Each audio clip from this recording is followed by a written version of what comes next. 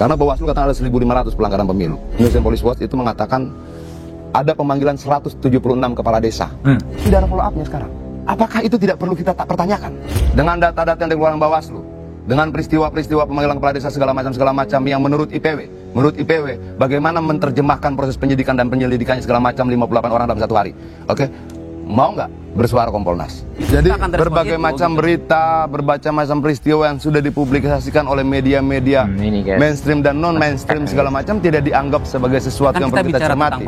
Ini bukan narasi, ini peristiwanya ada. Tinggal kita mau aktif bertanya, mendatangi, investigasi, atau duduk sebagai tuan di dalam. Bismillah, assalamualaikum guys. Berjumpa lagi di channel Jurnal Terupdate. Kali ini ada perdebatan antara Kompolnas dengan Adian Apitupulu yang saling sanggah soal aduan masyarakat terkait Parcok dan juga posisi Polri di bawah Presiden atau Kemendagri.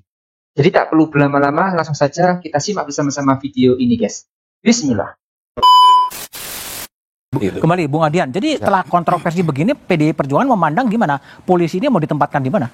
Saya jawab Oke, dulu silakan, Kompolnas tadi. Silakan. Kalau dia bilang tidak ada pengaduan, ada beberapa kemungkinan. Memang dia berharap orang datang ke kantornya, bawa surat menyurat dan sebagainya, atau dia tidak mau mencari peristiwa di luar dari akan diantarkan. Karena Bawaslu katakan ada 1.500 pelanggaran pemilu. Di dalamnya ada juga pelanggaran dilakukan ketidaknetralan polisi. Itu clear. Oke. IPW November 2023, Indonesian Police Watch itu mengatakan ada pemanggilan 176 kepala desa. Oke, diperiksa dalam 3 hari. Berarti rata-rata per hari 58 orang, per jam 2,5 orang diperiksa. Setelah pemeriksaan dalam momentum pemilu ini, dalam tahapan pemilu berjalan ini, tidak ada follow up-nya sekarang. Dan itu terjadi di mana-mana. Oke. Apakah itu tidak perlu kita pertanyakan? Sebagai pembayar pajak, apakah mereka tidak perlu bertanya? Perlu dong. Kalau pertanyaan itu lahir, kenapa mereka jadi salah? Kok kalian curiga pada kami? Nggak bisa dong. Peristiwa itu melahirkan banyak pertanyaan. Ketika rakyat bertanya, artinya mereka peduli pada bangsa ini. Apa pertanyaan tadi? Posisinya mau di mana terusan? Oke. Begini. Sekarang orang bilang, kalau polisi kembali di bawah TNI, itu tidak sesuai, sebentar dulu. Itu tidak sesuai dengan cita-cita reformasi. Betul. Ya. Oke. Tapi kalau orang bilang bahwa di bawah Kemendagri juga tidak sesuai dengan cita-cita reformasi, reformasi yang mana yang dimaksudkan? Karena tidak ada dalam seluruh tuntutan reformasi itu terkait penempatan polisi di Mendagri, di Presiden dan sebagainya, nggak ada. Tuntutannya cuma salah satunya adalah tolak dui fungsi ABRI. Kenapa dui fungsi ABRI ditolak? Karena polisi bagian dari ABRI saat itu. Oke. Nah kedua memisahkan antara TNI dan Polri. TNI sebagai pertahanan, polisi sebagai keamanan. Biar jelas. Mau ditempatkan di mana polisi, di bawah kementerian mana, apakah di bawah presiden, nggak ada dalam cerita reformasi. Jadi kalau orang bilang itu melanggar reformasi yang mana, saya bingung. 3 hari terakhir ini saya baca-baca cerita tentang itu, tidak ada. Oke. Tapi bukan Bu Mega, Bung Adian, yang kemudian memisahkan polisi di bawah presiden. Itu undang-undangnya berkata seperti itu. Tapi yang ingin saya katakan adalah apakah itu amanat reformasi? Tidak. Reformasi tidak pernah mengatakan harus di bawah ini, di bawah ini, di bawah ini. Yang jelas tidak bersama-sama dengan ABRI. Karena beda fungsi, satu fungsi pertahanan, satu fungsi keamanan. Kan itu. Nah, kalau kemudian terjadi tuntutan seperti itu di banyak situasi sekarang, kita periksa dong. Apakah cerita itu lahir dari Pak Deddy Sitorus? Enggak. Dulu Kemenhannya siapa? Kemenhan, Pak Riyazi Mizat bilang baiknya polisi di bawah Kemendagri. Kenapa? Karena di semua negara kepolisian itu di bawah Kemendagri. Itu bukan Pak Deddy Sitorus yang bicara, itu Kemenhan, Pak Riyazi Mizat. Lalu Gubernur Lemhanas, siapa tuh? Agus Wijoyo. Pak Agus Wijoyo, dia katakan begini, baiknya, kira-kira ya, kalau salah dikoreksi, baiknya kepolisian di bawah kementerian. Kenapa? Karena TNI di bawah Kemenhan. Masa TNI di bawah Kemenhan, kepolisian di bawah presiden, itulah kira-kira kata Gubernur Lemhanas. Dan banyak termasuk kata BRIN. Badan Riset Republik ini juga bilang seperti itu. Dan banyak lagi yang lainnya. Lalu kenapa sekarang kemudian salah nggak boleh? Loh, Menhan ngomong begitu, Gubernur Lemhanas ngomong begitu. Lalu ketika ngomong yang bicara Deddy Sitorus, seolah-olah tidak boleh, salah. Apa? Jangan, ini tidak fair. Ini tidak fair. Parya Mijat Triakudu ya waktu itu ya, berbicara dalam kapasitas sebagai apa? Menhan. Gubernur Lemhanas berbicara dalam kapasitas sebagai apa? Gubernur Lemhanas. Kenapa itu kemudian tidak kita lihat sebagai bagian dari sejarah untuk berbicara kepolisian di bawah kementerian? Ini bukan persoalan setuju tidak setuju dulu, tapi kita bicara latar belakangnya dulu dong.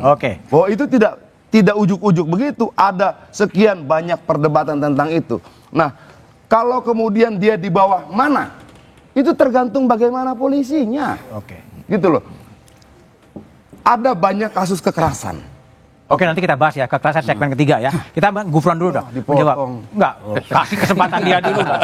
Jadi ada elemen bahwa Kompolnas itu subordinat dari kepolisian. Saya kira itu saya mau nanggapin Bang Adian dulu ya tadi gitu ya. Tadi kan pertanyaannya kan ada nggak laporan aduan yang masuk ke Kompolnas? Nggak ada, Anda bilang. Sejauh yang saya tahu sampai hari ini, kalau bicara berdasarkan misalnya aduan laporan yang masuk lewat saluran-saluran yang ada di Kompolnas, sampai hari ini kita belum terima. Kalaupun ada, pasti kita akan respon lewat saluran-saluran mekanisme pengawasan-pengawasan yang ada.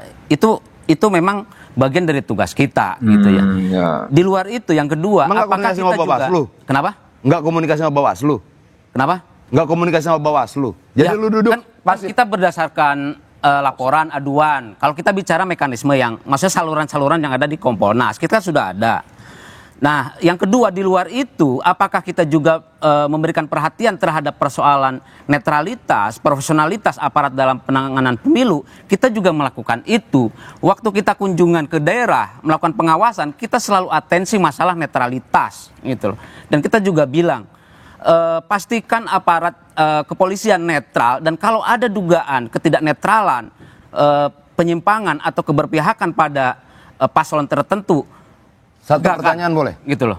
Satu pertanyaan. Silakan, apa? Dengan data-data yang dikeluarkan Bawaslu, dengan peristiwa-peristiwa pemanggilan kepala desa segala macam yang menurut IPW, bagaimana menerjemahkan proses penyidikan dan penyelidikannya segala macam 58 orang dalam satu hari. Mau nggak bersuara Kompolnas? Ya kan silakan. Kita juga dalam merespon satu isu kan kita juga butuh baca ya kan bukti-bukti yang ada. Silakan sampaikan ke kita, laporkan ke kita gitu ya.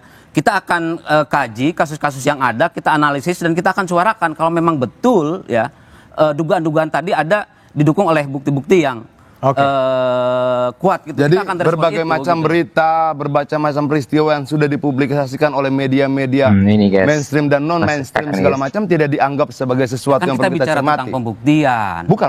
Bukan narasi, bukan maksudnya bukan analisis gitu ya. Ini bukan narasi, ini peristiwanya ada. Tinggal kita mau aktif bertanya, mendatangi, investigasi, atau duduk sebagai tuan di belakang meja. Tinggal itu pilihan kita. Kenapa? Ini Bawaslu sudah bicara. IPW sudah bicara. IPW itu NGO ya, IPW itu. NGO. Tidak dibayar oleh negara. Dia lebih aktif. Dia bilang ini melanggar undang-undang. Kenapa Kompolnas tidak gitu loh. Baik, kita tanya Muradi lah. Mur jadi gimana nih penyelesaiannya? Ini isu politik atau isu problem undang-undang penempatan polisi atau gimana? Jadi kalau tadi ya mau di bawah Pak Kemdagri pernah jadi menteri juga pernah jadi menteri komando juga pernah. Semuanya sudah pernah. Sudah pernah. Tapi saya tuh lupa ada 3 hal yang saya kira kenapa polisi ada di bawah presiden. Ada 3 hal yang saya kira yang nggak semua negara punya. Ya, pertama itu namanya birthright. Hak lahir. Hak lahir polisi itu kombatan. Dia ikut berjuang untuk NKRI. Yang kedua itu yang juga nggak dimiliki oleh banyak negara adalah dia juga berkaitan dengan apa? Dengan kontribusi dia sebagai 3 pilar, Pak. 3 pilar fungsi kepolisian. Yang mungkin di banyak negara cuma 2 atau mungkin cuma 1. 3 pilar itu 3. 1 Harkamtimas. Yang kedua Kamdagri. Yang ketiga bicara soal Gakum. Nah 3 ini melekat di polisi. Ada Kamdagri yang kemudian dipermasalahkan sama Adian tadi. Bahwa polisi dengan politik.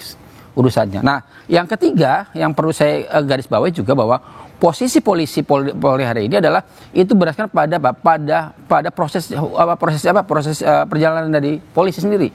Berkali-kali dicoba dibawa kementerian, jadi kementerian, itu tidak sakti. Ya kalau saya nyebutnya Mas Bambang nih, tidak saktinya dia kerap kali kemudian terjebak dalam situasi yang buat mereka dilema. Konflik dari mulai tahun 52, 56, 57 kemudian Kapolri yang pertama ganti dan segala macam, itu kenapa? Karena proses politiknya prosesnya panjang. Nah, yang ketiga yang saya kira penting untuk garis bawah adalah posisi polisi hari ini adalah itu sebuah proses panjang dari perusahaan reformasi Polri. Ada misalnya buku biru. Saya termasuk yang kemudian ikut belajar itu juga waktu itu. Jadi kemudian ternyata dari berbagai fase itu yang pas berkata yang tiga tadi adalah di bawah presiden dengan asumsi bahwa posisi ini itu yang paling ideal dalam artian dia minim. Karena saya tadi ya kementerian tadi saya punya analogi Mas Budiman ya, analogi kalau misalnya polisi di bawah Kemdagri, saya analogi adalah itu kayak macan dikasih sayap Mas.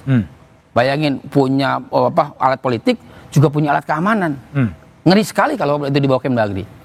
Artinya apa? Sesungguhnya sebenarnya hari ini sudah clear. Hanya memang problemnya adalah saya setuju dengan Adian tadi bahwa polisi harus membatasi diri. Kemdagri jangan terlalu jauh. Ini Kemdagri kan terlalu jauh, kemudian tanda kutip seolah melayani orang per orang, bahkan elit per elit. Itu yang nggak boleh sebenarnya. Kenapa? Karena konteks ini juga terjadi di banyak negara. Baik, Mas Bambang. Oke, jadi betul apa yang dikatakan Bang Adian, Kompolnas tidak bisa cuma hanya menunggu laporan di belakang meja, mengabaikan berita dan peristiwa. Setelah baru ada aduan, baru mau bekerja dan bergerak. Tidak begitu, guys. Selain itu juga sepakat dengan Bung Adian, reformasi nggak ada yang memerintah bahwa kepolisian di bawah kepresidenan itu benar. Namun, reformasi hanya mengamanatkan memang menghapus dua fungsi ABRI, pisahkan fungsi pertahanan dan keamanan. Jadi wacana untuk menempatkan Polri di bawah Kementerian Dalam Negeri memang telah menjadi sorotan, guys, karena dianggap berpotensi menimbulkan sejumlah tantangan. Usulan ini awalnya disampaikan oleh anggota Komisi 3 DPR dari fraksi PDIP, Deddy Sitorus, menganggap bahwa struktur ini dapat meningkatkan koordinasi antara Polri dan pemerintahan daerah. Mungkin itu yang bisa saya jelaskan untuk video kali ini. Bagaimana menurut kalian soal video ini? Tulis komentar di bawah ini ya, guys. Saya isi pamit dulu. Assalamualaikum warahmatullahi wabarakatuh.